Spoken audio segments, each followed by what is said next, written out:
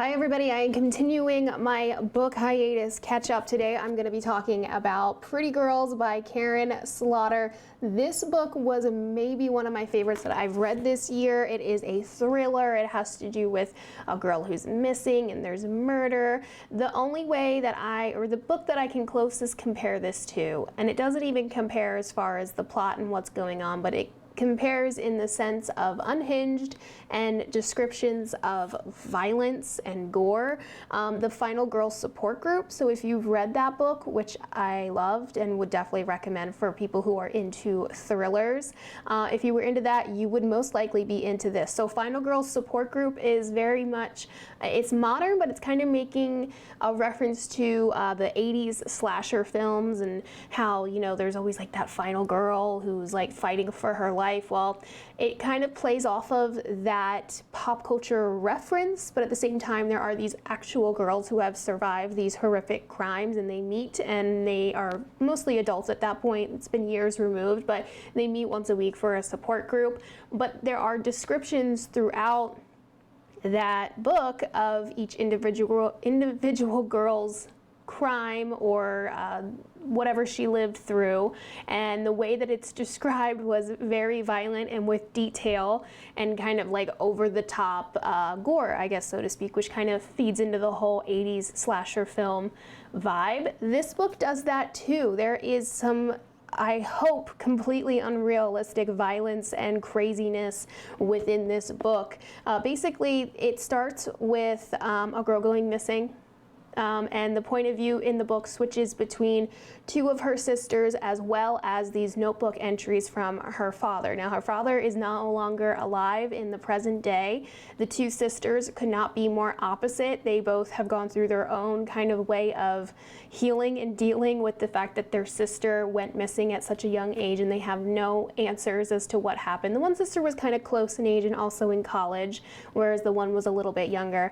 But each one of the sisters is very unique. While both of them have some questionable characters, or they make questionable choices, or they have maybe made questionable choices in the past, they are both extremely likable. The way the book wraps up is really enjoyable. I loved this book. This is a 5 out of 5. If you are into thrillers, if you are into whodunit kind of books, but with a little bit more of an edge and a thrill and a chaos to it, you are going to love this one.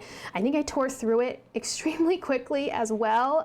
Granted, some of it seemed a little bit unrealistic, like who did the crime and the connections and all of that are a little bit too crazy or a little bit too wild.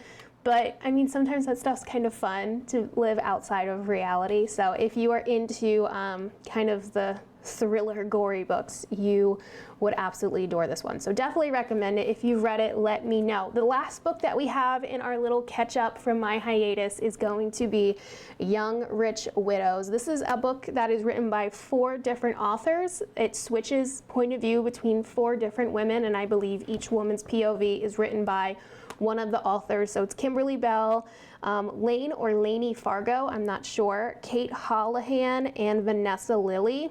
This book was so much fun. It was also just kind of entertaining. This one is actually set in the 80s, and it's set in Providence, Rhode Island.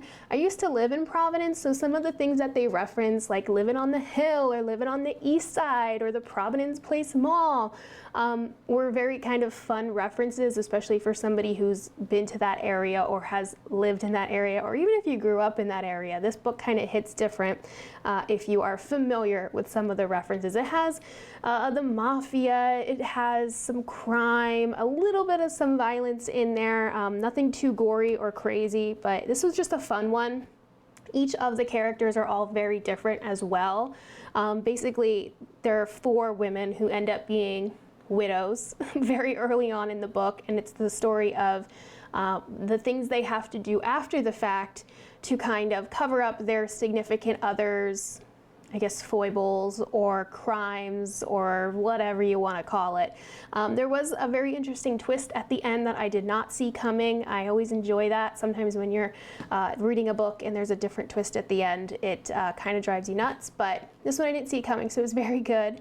I guess, yeah, I'll get into a little bit more detail with that later on, but that's what we have. So if you have read either of these books, Pretty Girls or Young Rich Widows, let me know what your thoughts and feelings were. Again, I'll do a little bit more of a breakdown of Young Rich Widows next week, and then after that we'll be caught up and I'll let you know about what I'm reading currently. Alrighty, see you guys next week.